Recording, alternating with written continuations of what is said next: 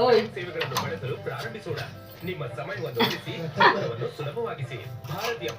ಅಲ್ಲಡ ಅಲ್ಲಡ ಅಲ್ಲಡ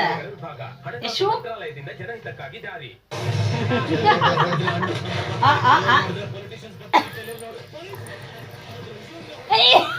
ಕಚ್ಚೋದು ಕಚ್ಚು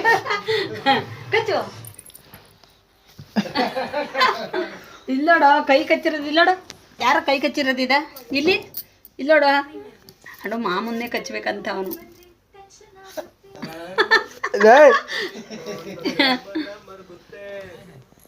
ನಿಮ್ಮ ಅಮ್ಮಂಗೆ ತೋರಿಸ್ಲ ಇದ್ದ ಯಶು ಅಯ್ಯೋ ಏನ್ ಯಶು ನೀನು